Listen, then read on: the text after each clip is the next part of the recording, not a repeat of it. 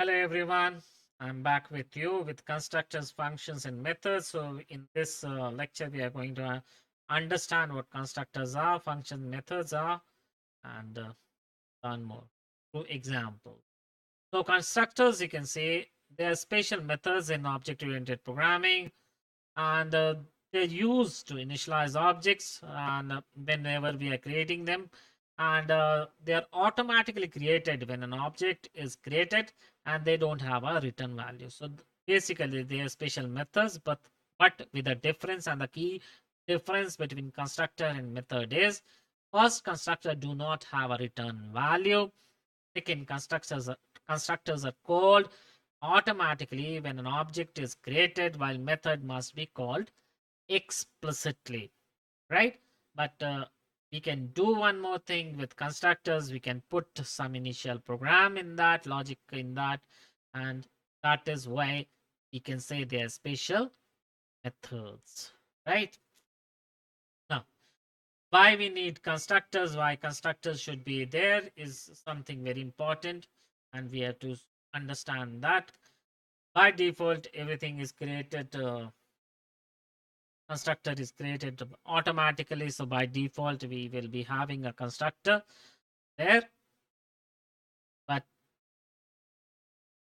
memory is very important when it comes to coding big projects we are handling. It is very, very important. So object initialization and dynamic memory allocation is very, very important as far as creating applications is concerned. So we'll be looking at dynamic memory allocation bit on that later, but let's first of all see all these things.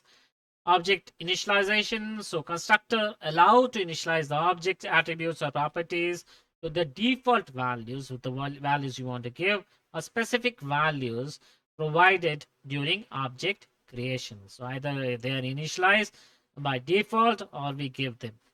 So this ensures that the object is in a valid state and ready for use. Second, object creation, that is, constructors are automatically called when you create an object of a class. Whether you create one or not, they will be automatically called. They handle the necessary setup in memory allocation required for the object to exist in memory. We'll be looking at some examples to understand it better, but let's have a look at these points first. Then comes your encapsulation, that is hiding something with like local values or protecting your data. So constructors can be used to enforce encapsulation by controlling the access to the object's attributes. So you can set access modifiers to limit to which attribute can be initialized or modified directly. We have seen access modifiers earlier, so we can you can have a look at that video if you want to revise that. But now for now, let's look at constructor overloading, which is another very important part, and we which helps in polymorphism also. So constructors support overloading. They allow you to define multiple constructors with different parameter sets. This flexibility enables you to create objects with different initializations based on the provided argument. Whatever we provide, so it can work on. The arguments can be your variables or it can be objects also. Call by value, call by reference, concept is always. We'll be looking at that. Then constructors are helpful in initializing dependencies or other objects that the class may need to function correctly. So initialization of dependencies also it can handle. Then it can handle inheritance. Constructors are also used in inheritance scenarios to ensure that objects of derived class are properly initialized, and the constructors of the base class are called during object creation. Okay, so inheritance is inheriting the values from the predecessors, or in this case, we are talking about the base class and inherited class. We'll be talking about that in the example.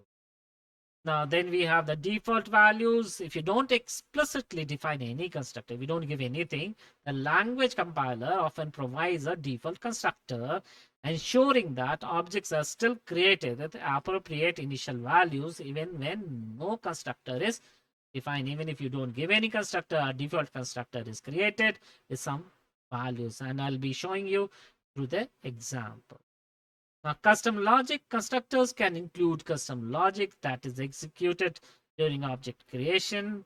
For example, you can perform validation, setup connections, or perform other tasks needed before the object is fully functional. So you can give some logics there. You can give some function there within the constructor, which can be performed during object without using the other functionality or before the other functionalities.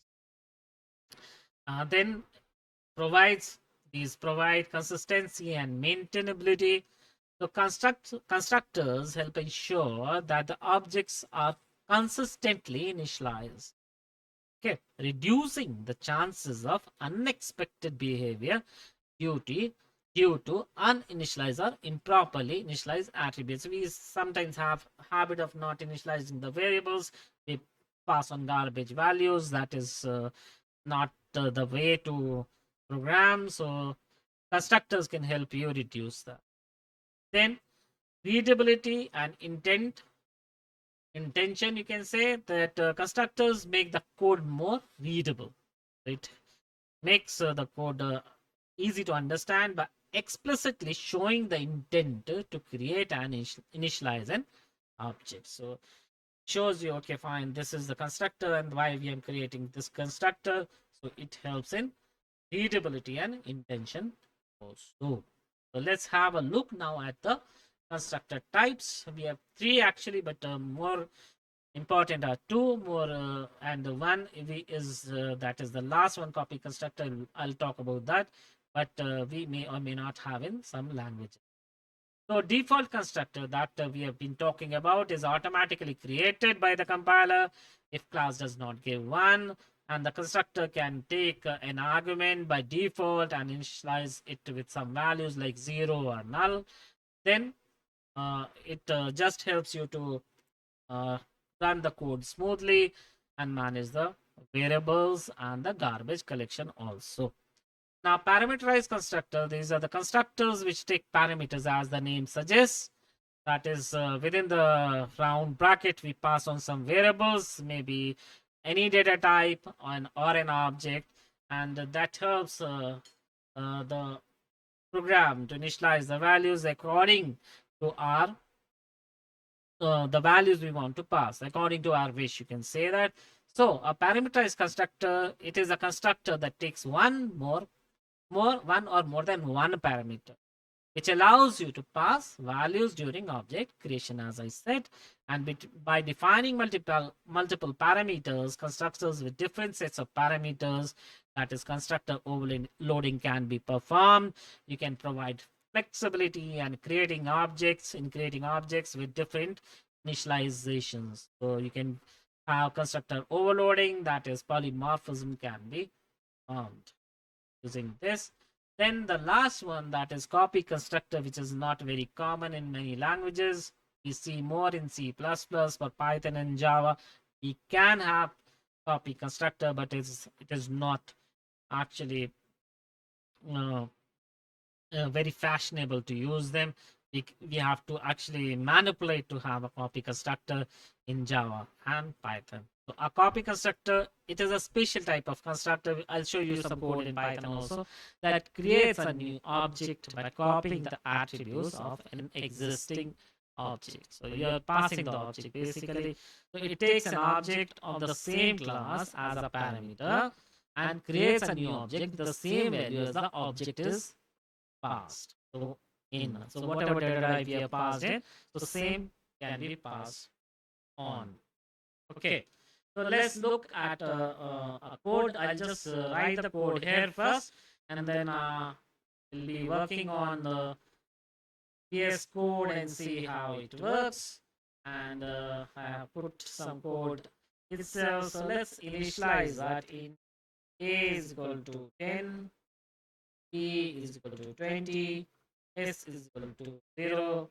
Then let's put a function S is equal to A, plus B, and I'll just put a habit of indenting, because if you don't do that, you will land in problem with Python, because they don't have block operators.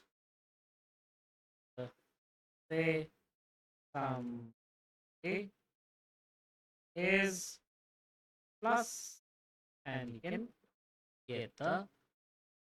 I'll show you in VS Code how it works, and we'll just have a look at this now. Okay, so the code is there. Same code. Have here also. We have other codes also. Copy constructor and all. You can have public class my construct, public static void main, string args, A10, E20, same as I did there. Now I can run it from here straight away, or I'll just put the command to run. So Java my construct.java, Javac I have to use. This is the command I can give. Let me expand it a bit. Javac my construct.java to compile, and then this gives me a base class, and I'll run it now. Java might get the result. As simple. So you can see there is no constructor here. Now how you identify that there is no constructor? Because in the class here, there is nothing with this name, right? Okay, I'll just show you with an example. Copy my construct here. I don't have to copy. I construct round bracket, no parameters, default I'm giving. Just copy everything from here. Won't need it. And you will see some errors now, because VS Code gives you errors instantly. Let me. You can see that S is equal to A plus B. That means there is no variable found. I initialize that A is equal to 10. A is equal to 20. I can give any value. Okay. I'm not taking the input, so just give the values here. And could have taken the input. Now this constructor, this is a default constructor. So let us put a comment here. Default constructor. So you have the slash, 2/ to give a comment. Now still you can see that there's an error because S and A and B, these three variables cannot be found. So let's create an object first. My construct obj and equal to new. My construct have this. Now again error because we are not using the object. So obj.s. We explained this earlier also, that to access any member of a class you need an object. Since we have a constructor, I need an object to access that. I gave you an example of library. Now errors are gone, and I can compile this again. Whenever we make changes, we have to compile and then run. So my Javac, my construct.java, I compile that, I run it again, I get the result. Here I get 20, because you can see I've given 10 and 10. I can get the same result, although it doesn't make a difference. But again, I have to compile it, then would have run from here also. Okay, so the result will be definitely 30, because 10 plus 20, that will be 30. Okay, so we have some example here, and we can have a look at a Python default constructor also. Let's have a look at this. This is an example code in Python. This is a default constructor here. You can have the class my class. There's no constructor defined because in Python, init is the default constructor. Okay, so class my class, def method self, print default constructor in Python. Obj, create an object directly. We don't need a new keyword there. Obj is equal to my class, obj dot method. So this method I'm calling from here, calling this method, and you can see the default construct in Python will be displayed on the fine. So this is a default constructor we have, and we can easily work on default constructors in Python. And we have other copy constructors also. So let me show you a copy constructor first in Java. And since we are more concerned with Java, so I'll be concentrating on Java. And default constructor and parameterized constructor, I'll show you. Default I have shown you. Let me show you a parameterized constructor in Java. The same code, what I'll do is I'll create one more class, and then I can use it as it is. Okay, so I can create one more class, and then I can work on it, and we can see the default and the parameterized constructors working simultaneously. So I'll be passing on the parameters here. So what I'm going to do is I'll just leave it as it is. Now this is the main class, so my main class will be public, right? Will be public only, right? Get my class, just copy paste from there. Since need this here, so I'll just copy, initialize the variables a, b, s. I'm just declaring them. Now my class is the name of the default constructor. My class is the name of the default constructor. Initial values. I'll just run first the default constructor is itself. I class, and here also my need. Okay, rest I don't have to change. So let me compile this and run. Since my base main class is my construct, and it is public also, so I don't have to make any changes anywhere.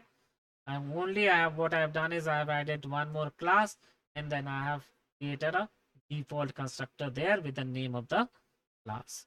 So name of the class and name of the constructor should always be same. Okay. So we have, this is actually the way we should be programming in Java. We should have two classes working. With that would be easier and more professional approach and more. Okay guys, now look at parameterized constructor using Java. We have a default constructor in Python also, but let's look at the default constructor. Here we have a default constructor in Java, but now I'll put a parameterized constructor also, and see. So in a parameterized constructor, my class, the name of the parameter would be same. Then we have double x, double y, and the variable x, y, z are already initialized, declared here and initialized here. So this dot x is equal to x and this dot y is equal to y. This tells me, this keyword tells me that I'm talking about the variable which is present in this particular class, and x on the right hand side is the parameter which is to be stored in x and y of this class. Okay, so we need now another object to be created, and now we have the object here. So we can have the object and then we can simply compile this, and using javac I construct java file, and then we can easily run it and see how it works. Result will be little different this time, 30 and 66.8. That is the double value. You could have passed on a float or a boolean or a string or whatever, or a character also. See, this is what we have constructor parameterized and default constructor in Java. We can have default constructor in Python also, and for that we have a small code. We can have a look at that uh, and see how it. Okay, so example code in Python, we have class my class, and we don't have the default constructor. Default constructor in Python is init. We don't have any default constructor here. We have a method, and this method is called using the object obj, and you can see that will run calling. Okay, itself is used the past. We're just calling the function here, the method here, method and self is there, no parameters, pass empty parameters. So obj.method will call this and have the display as default constructor in Python. We run this and try it at your end. We are more focused on Java. So let's see another example in Python with copy constructor. Although Python and Java don't use it much, but still we can. So we have the same name of the class person. Init, as I said, init is the default constructor in Python. Self, name and age we are passing, name and age we are storing. Then we have a function str, where self.name we are returning self.name, age and year old. Then we have a copy constructor, which is actually uh, creating a copy of other person with the name of other person. Self.name other person dot name, self.age other person dot age. Then we create an object of person or person with Arun and 20. Person 1 is the name of the object. Then we have another object person 2, and in that we are passing the object, and when we print person 2, the uh, output will be Arun 20. Even if I print person 1, the output will be Arun 20 only. This tells me that copy constructor, that is we are passing on the object to the other uh, other object, that is another constructor, and we get the copy constructor working in Python and Java just by passing on the objects of the constructor we are creating, or the classes. Say this way we can manipulate uh, copy constructors in Python. In Java, Python, we have constructors here. You can see it is a parameterized constructor. We are passing the parameters name and age. Here, name and age, you can see that it is passed the default constructor. So default constructor here in it, but there we are passing the parameters, so it will be a parameterized. Okay, so creating this. So this is what we have in constructors. So in next video we'll be talking about the methods and see some more examples working live on the examples. If there are errors, you will see the errors also, and how to debug the errors and find the errors and remove the errors. And we will be focusing on Java only. So as in this video we have a focus on Java, we'll be focusing on Java only, the running codes, although I have given you some examples of Python, but the focus is still on. Okay, so keep learning, keep practicing, and keep growing. Have a nice day.